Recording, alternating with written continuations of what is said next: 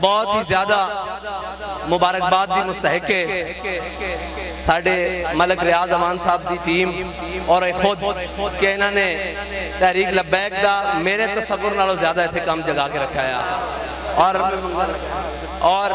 جتھے جلسہ کیتا میرا خیال سی میں انہوں نے پوچھا بھی بارڈر تا نہیں آنا لا کتھے جلسہ کرن لگے ہو لیکن میں جدو دیکھیا تے جنگل دے اندر منگل لگے ہویا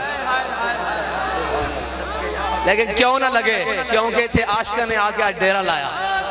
اور اتھے لبیک دے نعرے بلند ہو رہے ہیں اتھے حضور دا نام لیا جا رہا اور انشاءاللہ اس سے طرح ایک جڑے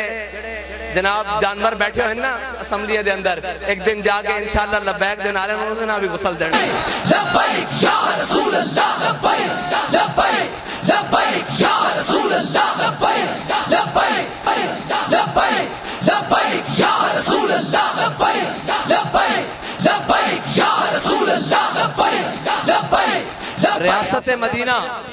ریاست مدینہ کے لیے حضرت جناب سیدنا صدیق اکبر کی صداقت چاہیے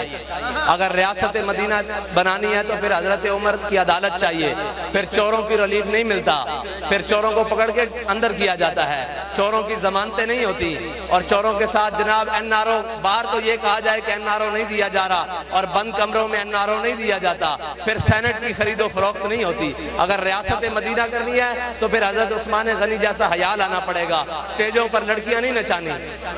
اور اگر ریاست مدینہ بنانی ہے تو پھر مولا علی جیسی شجاعت لانی پڑے گی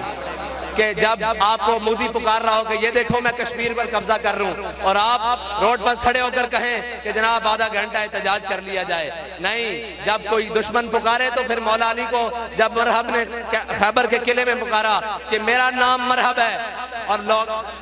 عرب والے مجھے جانتے ہیں میں بڑا بہادر ہوں اور بڑا دلیر ہوں تو مولا علی نے یہ نہیں کہا کہ باہر نکل کر ہم احتجاج کرتے ہیں مولا علی نے فرمایا اگر تیرا نام مرحب ہے نا تو ان الذی امی سمتنی امی حیدرہ فرمایا میری ماں نے میرا نام حیدر رکھا ہے اور جھاڑیوں کا شیر رکھا ہے اگر وہاں سے کوئی دشمن للکار رہا ہو تو یہ نہیں کہا جاتا کہ جناب باہر نکل کے احتجاج کریں گے بلکہ یہ کہا جاتا ہے کہ آؤ میدان میں اور دیکھتے ہیں تلواریں کس کے ساتھ فیصلہ کرتی ہیں